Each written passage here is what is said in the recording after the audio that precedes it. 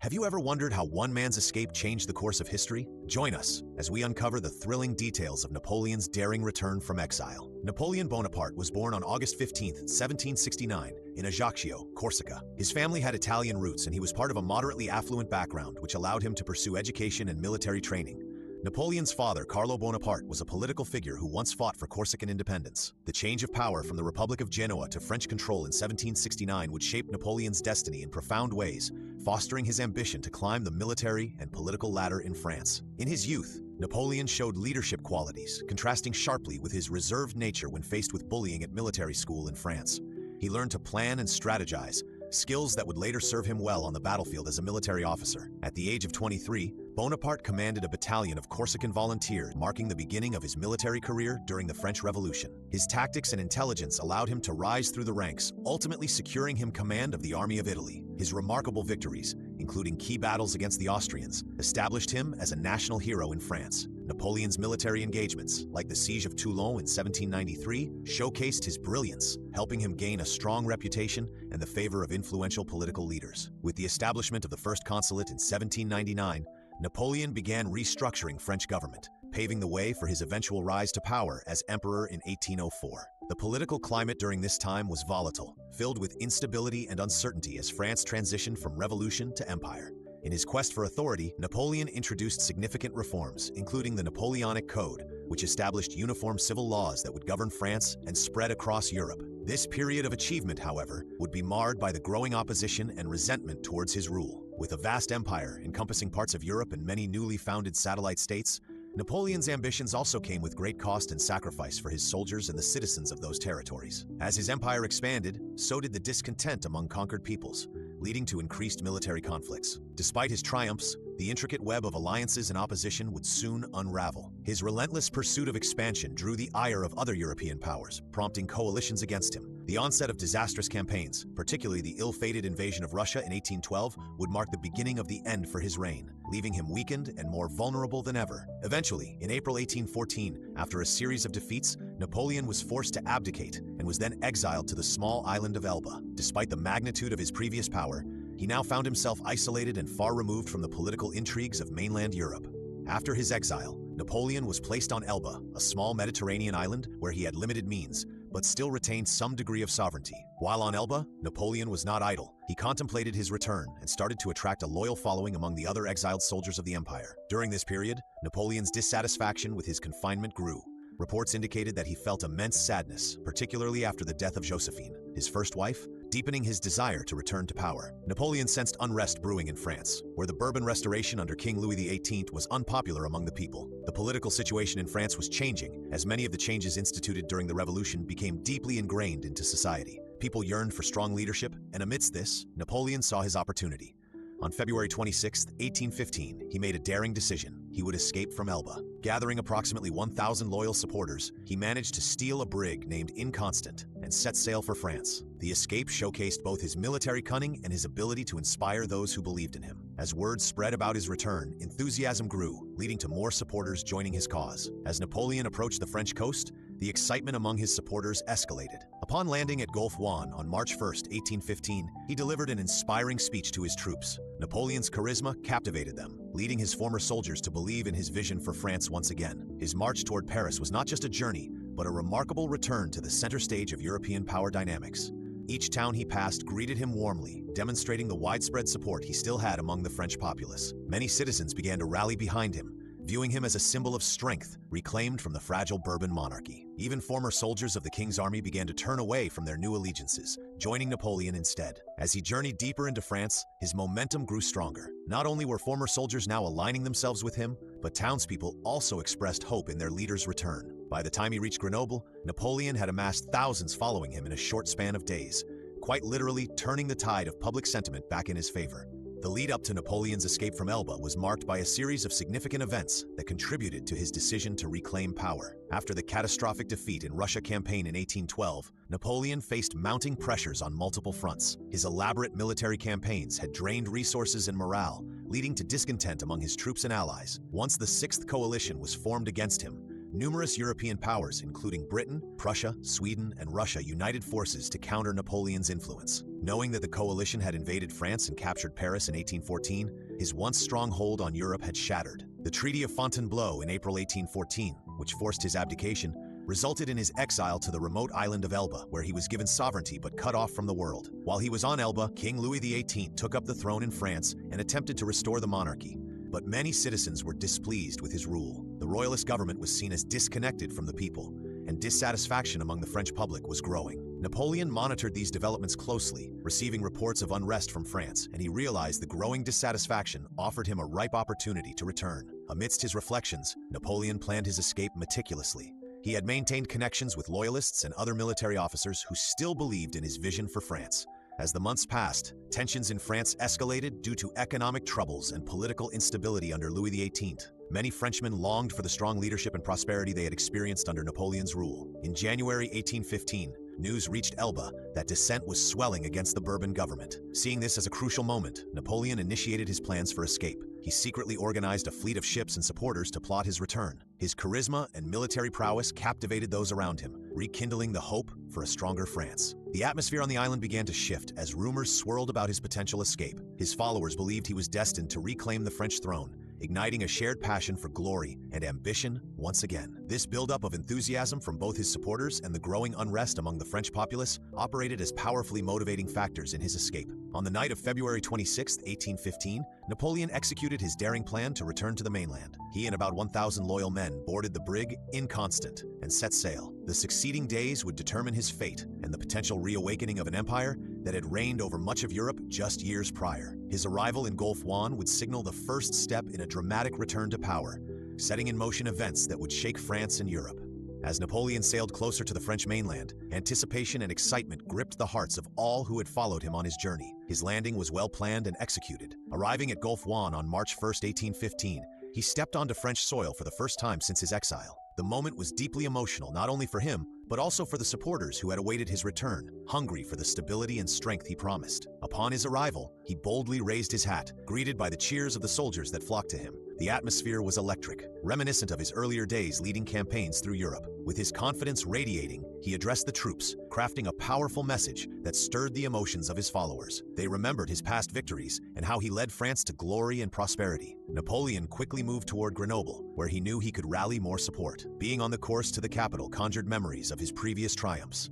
Along the way, towns welcomed him with open arms, demonstrating a growing momentum that he could harness on his march toward Paris. Each village he encountered echoed with cries of "Vive l'Empereur," a testament to his lasting influence in the hearts of the common people and soldiers. The townspeople expressed their enthusiasm to reclaim their emperor, reflecting their discontent with the current regime. As news of his return spread, more soldiers and volunteers joined his regiment, swelling his ranks. In nearly no time, the number of Napoleon's supporters surged past 5,000 individuals, showcasing the loyalty he had fostered through his charismatic leadership. From time to time, other soldiers, initially loyal to the king, would lay down their arms and pledge allegiance to Napoleon. They viewed his leadership as a beacon of hope through the political turmoil surrounding them. Meanwhile, back in Paris, King Louis XVIII was informed of Napoleon's return and faced growing panic. He was aware that with each hour passing, the strength behind Napoleon's movement strengthened. As troops defected to Napoleon's side while he marched toward the capital, the royal government braced itself to face a growing challenge that it was unprepared for.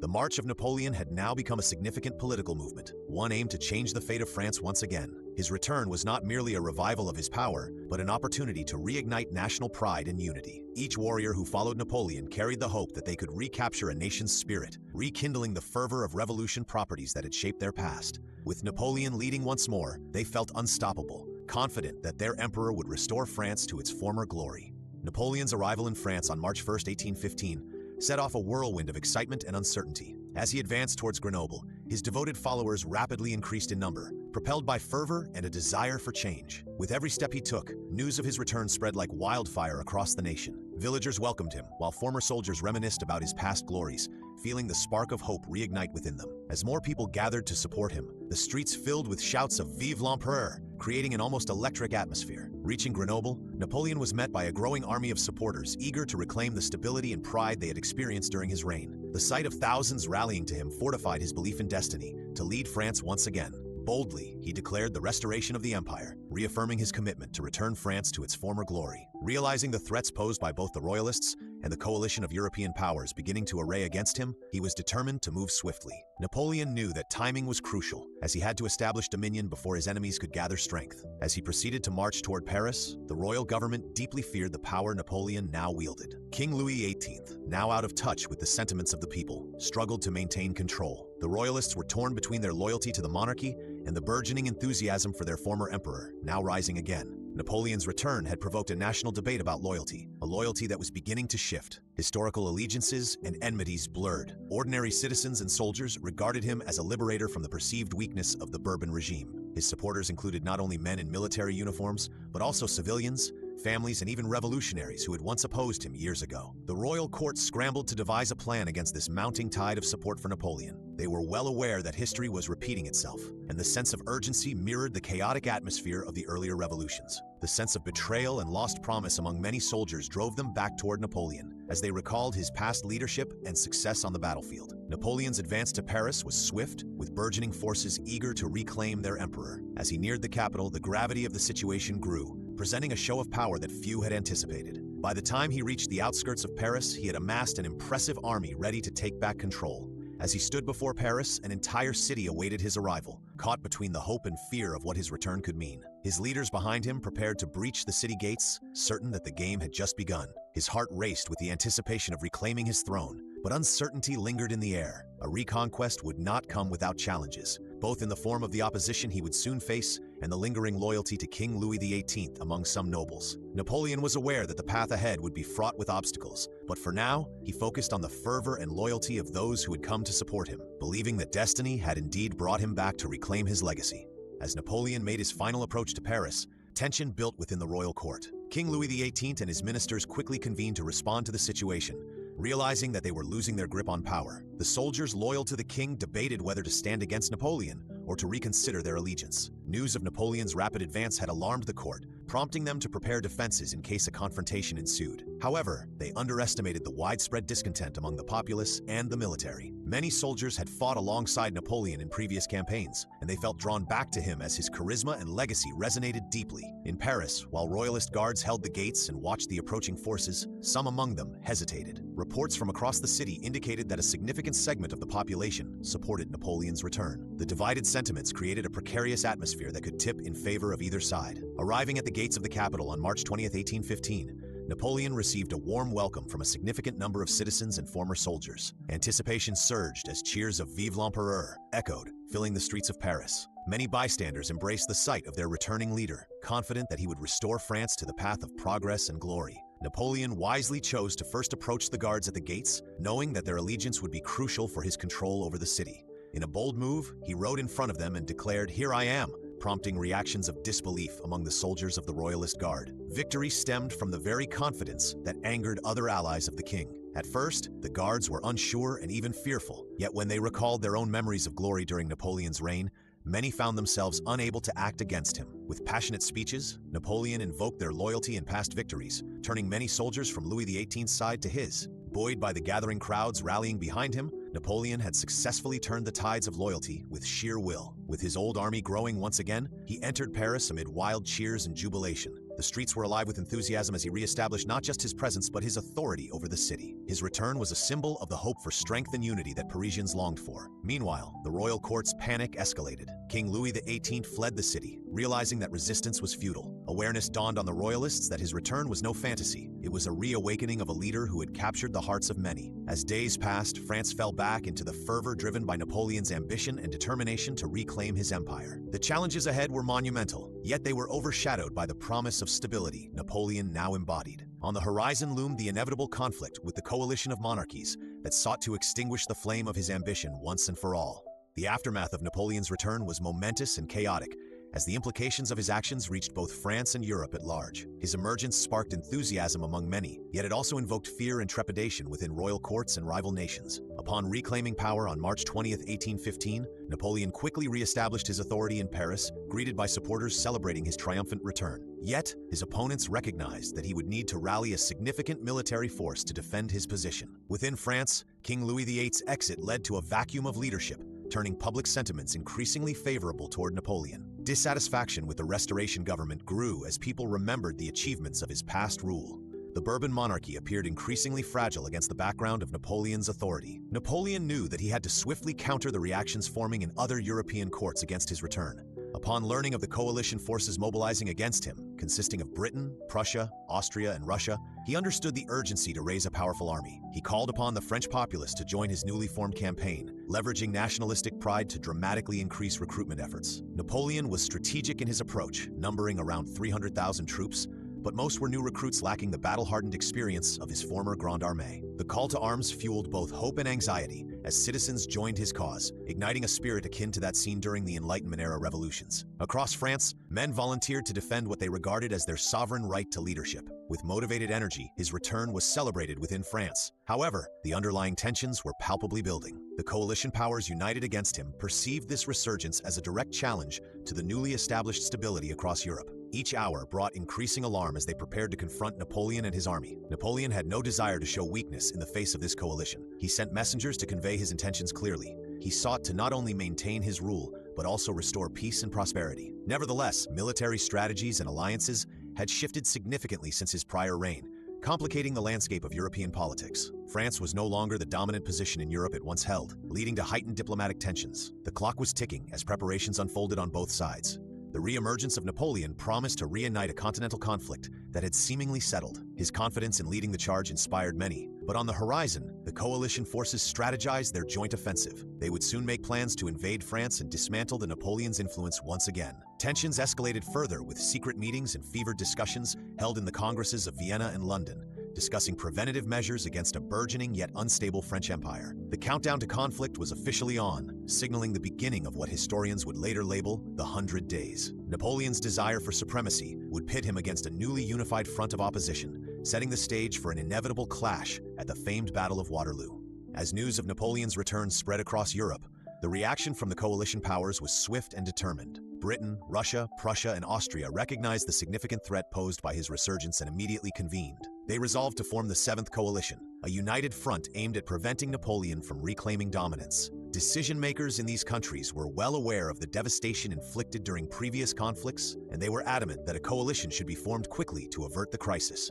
This included deploying tens of thousands of troops ready to face Napoleon's army as it collected steam in France. Their response was fueled not only by military agenda, but also by the desire for territorial integrity and the restoration of the monarchic order. Meanwhile, in Paris, Napoleon remained unfazed by the coalition. He worked relentlessly to consolidate his new government, ensuring loyalty among forces and reinforcing strategy for upcoming conflict. However, he had less than a few short weeks to prepare to defend against opposing forces ready to march against him. On June 15, 1815, events catalyzed as Napoleon mobilized his forces in anticipation of the impending attack by the coalition armies on his borders. The plans of the coalition were centered on intercepting Napoleon before he could establish a formidable defense. As they gathered their forces, intelligence reports revealed Napoleon's intent to attack first. His strategy focused on breaking the coalition before they could unite under a single operational command, as that would grant him a significant advantage. Napoleon initially focused on confronting the British and Prussians under the Duke of Wellington, who commanded a considerable force near Belgium. He believed that by defeating Wellington, he could turn his attention to the approaching Russian and Austrian armies before they could regroup. This calculated risk had the potential to turn the tide in his favor. Word of soldiers pouring into Belgium brought an uneasy tension. The coalition recognized the urgency of the situation, but communicated little to each other about their individual movements. Napoleon, ever the astute strategist, used this to his advantage, expecting to outpace and outmaneuver his enemies over the coming weeks. With his forces bolstered, Napoleon launched into what would become the fateful campaign, marking the beginning of the events leading up to the Battle of Waterloo. Victory seemed close at hand to Napoleon as he assembled his army, but doubts lingered regarding the loyalty of his newly recruited troops given their limited experience. Could fresh ardor suffice against seasoned soldiers? Despite these concerns, enthusiasm fueled his march. In the days leading up to the clash, Napoleon remained hopeful. He was set on defending his legacy and re-establishing his empire, feeling empowered by citizen sentiments and the mounting anticipation of his return. Napoleon had no intention of losing, and as he prepared his troops to face the challenges ahead, he solidified his position for what he believed would be swift success.